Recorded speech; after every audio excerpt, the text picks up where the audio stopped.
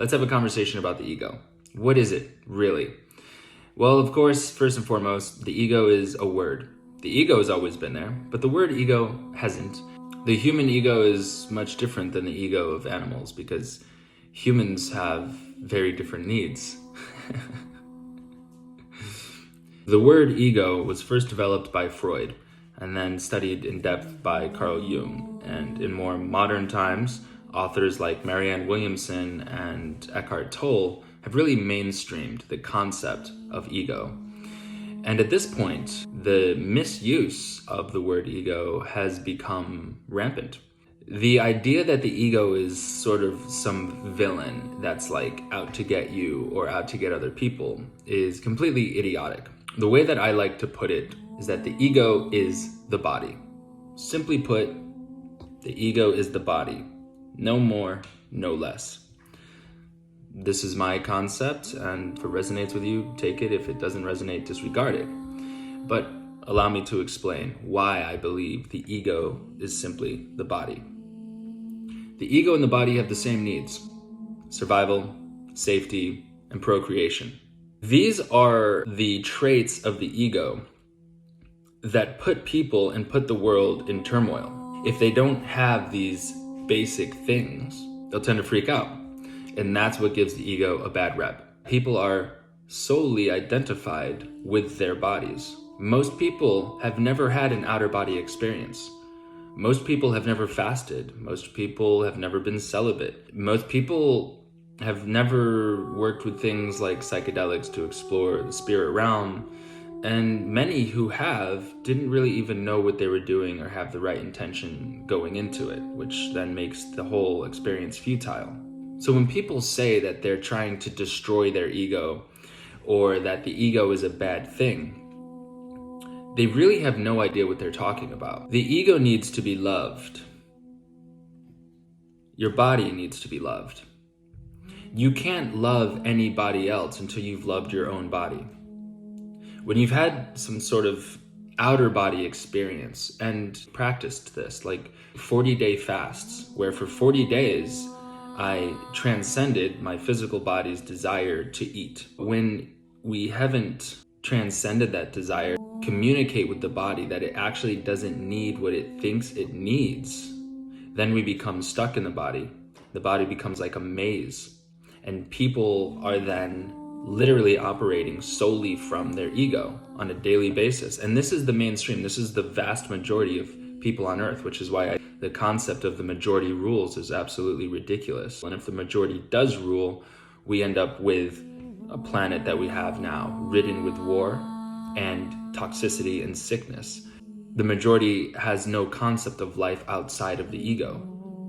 They've lived in their bodies and in nothing else. The concept of the higher self is only even a concept because the concept of ego exists. The higher self is literally you. The ego is your body. The higher self is your spirit. Most people have less than a handful of experiences of operating from their higher self, when in actuality, we're supposed to be operating from our spirit, from our higher self at all times. The spirit knows nothing other than truth. The body knows nothing other than illusion, because the body is operating from its inevitable fate that it will at one point die. So everything that the ego, aka body, needs is based on the reality of death. But the spirit is eternal. You are actually eternal. You will not die. So everything your spirit needs is based on the reality of immortality and oneness. So to transcend the ego by doing things like celibacy and fasting, and also psychedelic experiences, exploring the spirit realm and getting to know your spirit self through psychedelic experiences can be extremely beneficial for transcending the ego. Using Ormus gold, for example, something that decalcifies the pineal gland and raises our vibration, also helps us to transcend the body, transcend the ego. As a matter of fact, I was never able to fast until I started using Ormus. This is now Alchemy Ormus. And I had wanted to fast for years, And not until I actually started taking Ormus was I then easily able to fast. And the first fast I did was 40 days. And it was actually very comfortable and easy, and I loved it. I mean, it came with challenges like every great thing in life does, but it was very doable with Ormus. And this is because Ormus raises our vibration and decalcifies our pineal gland. The spirit is tethered to the body. So it's not like you step out of one and step into another. There's a spectrum. As you become less and less physical and more spiritual, you start to experience that spectrum. Things like Ormus Gold, raising your vibration, decalcifying the pineal gland, help us to become more and more aware of our spiritual self and tap into our truth. The body is basically a PTSD vehicle.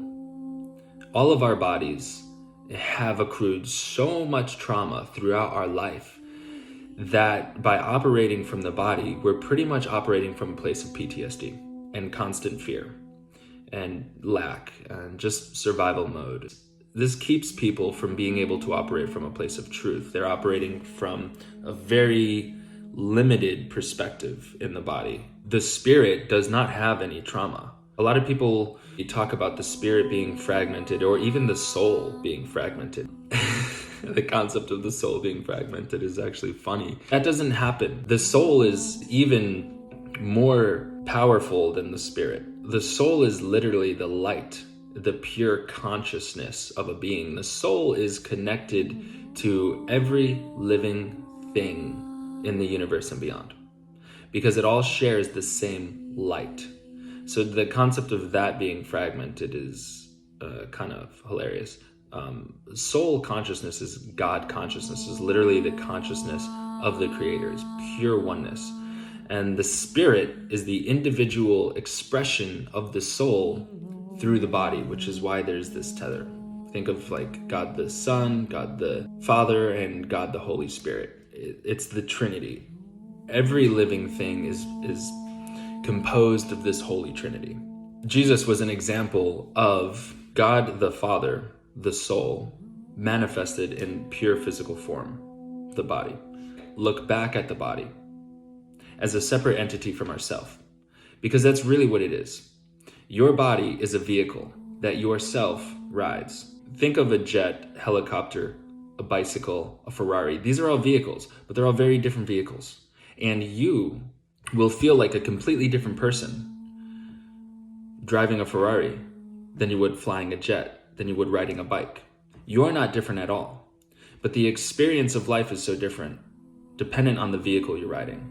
That's what the body's like. You're not your body, but the body that you're in does affect the way that you feel and think, because you have to operate it, and every body is different. You can start to care for your body like you would care for a child, giving your body exactly what it needs, no more, no less. So not feeding your body garbage because you're so identified with the feelings of the body. Love our body rather than having our body control us. You can't love anybody else until you can love your own body. And this is why so many relationships are just chaotic turmoil and end in divorce and end up abusive and things like that, because people in these relationships, they have not yet transcended their own body, their own ego. And so they're in their relationship and the needs of their body haven't been met by themselves. And so then they're expecting somebody else to fulfill the needs of their own body, and then projecting onto them all the needs that they haven't met for themselves, and blaming that other person for all of the emotional pain that comes from not feeding their body what it really needs.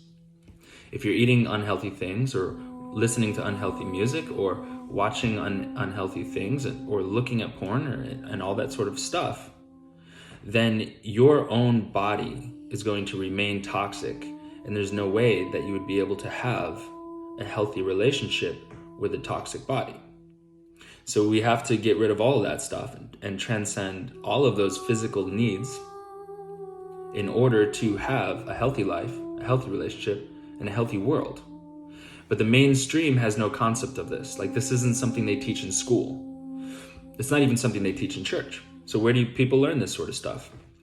It's ancient teachings, it's ancient knowledge, and it's been hidden from us.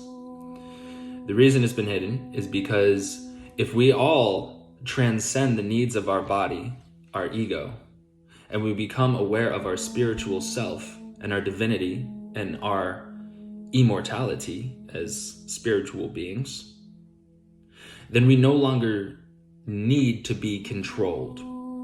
And so therefore, those who are controlling us will have no power over us. So in order to keep us dumbed down in that egocentric state where we're overly identified with our body, they have the food pyramid, which is extremely toxic, porn all over the place, which is extremely toxic, and negative music. Words are spells. That's why they call it spelling. Everything you say and everything you hear creates a reality within you that will then manifest itself out as the world around you. And so they're putting these sort of lyrics and songs intentionally to keep people in a physical state of fight or flight.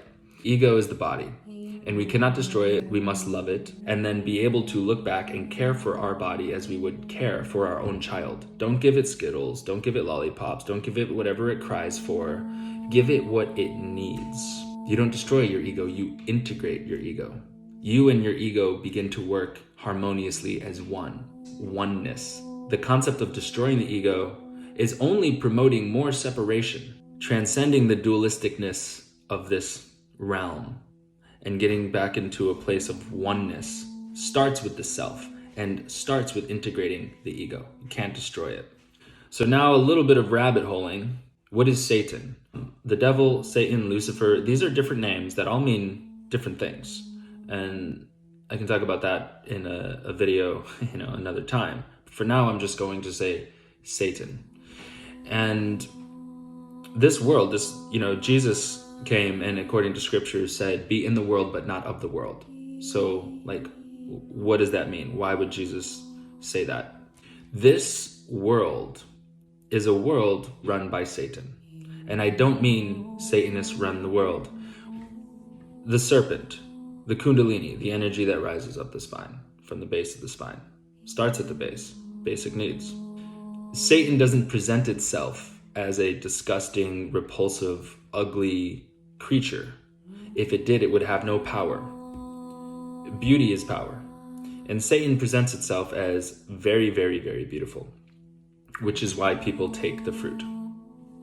However, concepts, many, many concepts, are concepts that are beautiful concepts, that are very enticing to the ego, that people will then adopt.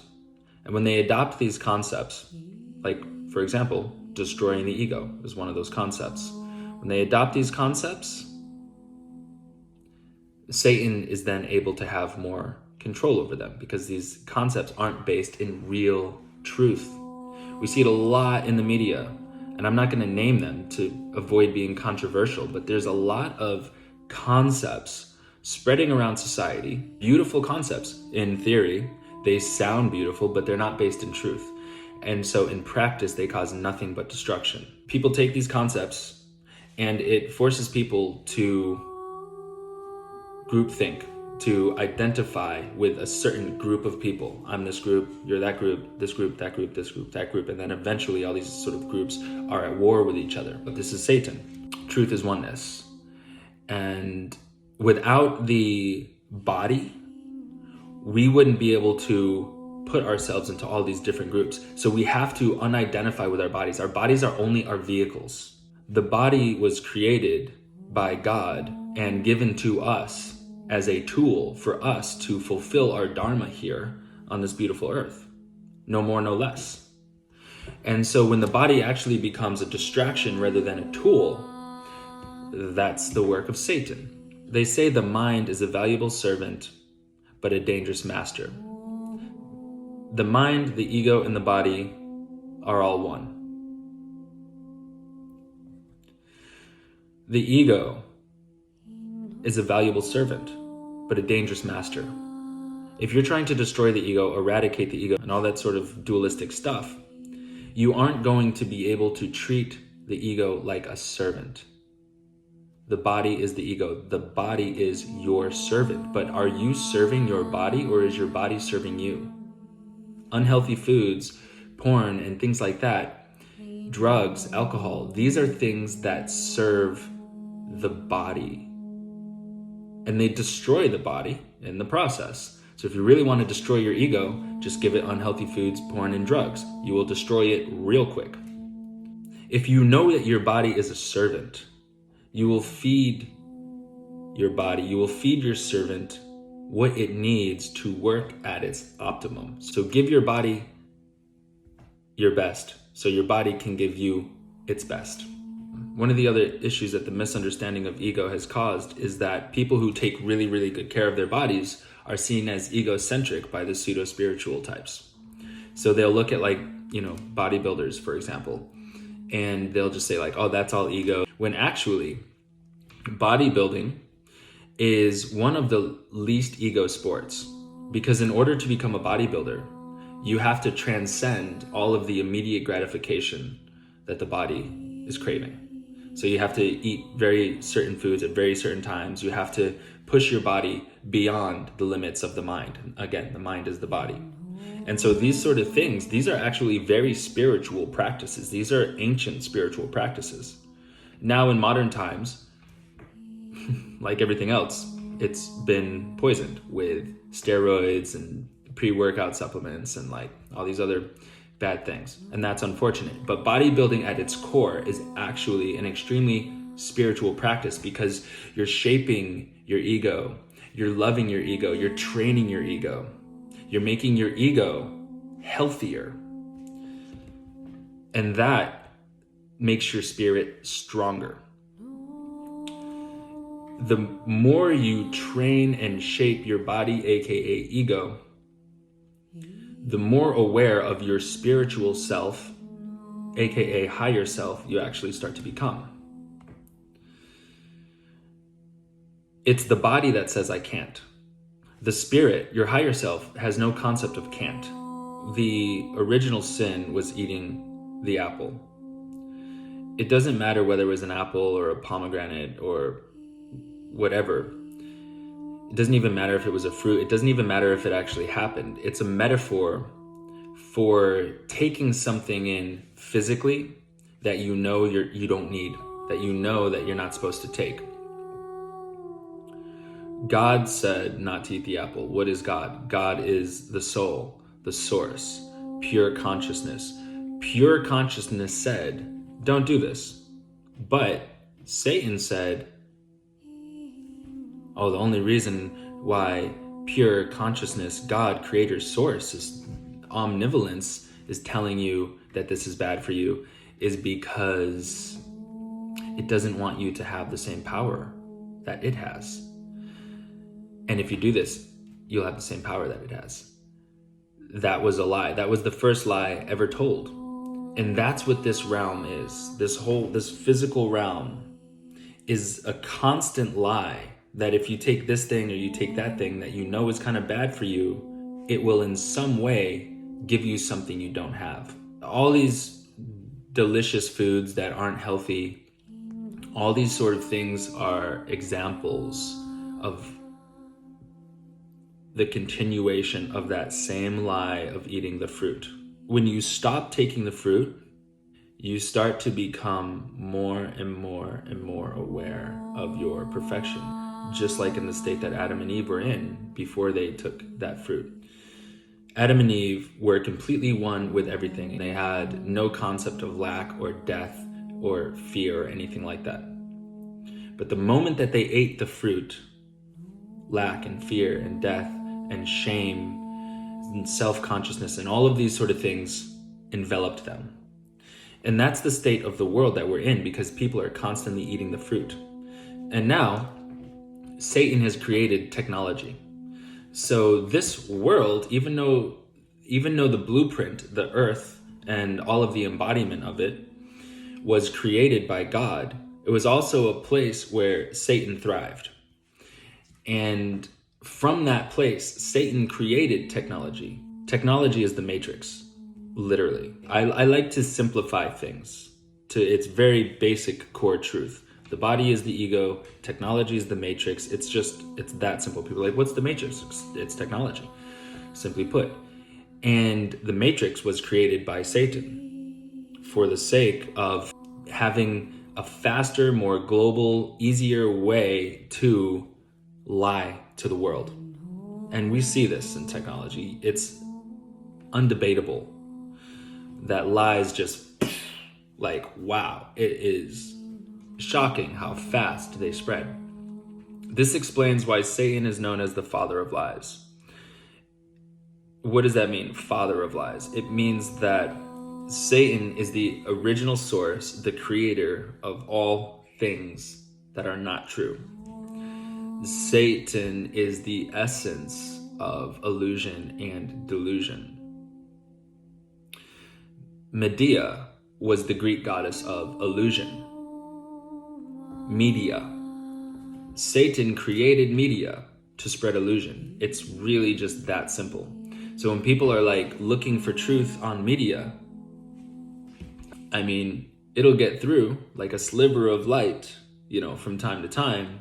But media as a whole is literally a platform created to spread illusion. And I'm not the type of conspiracy theorist that thinks that like Mark Zuckerberg or like the creators of media have any idea of this. Maybe they did, maybe they didn't.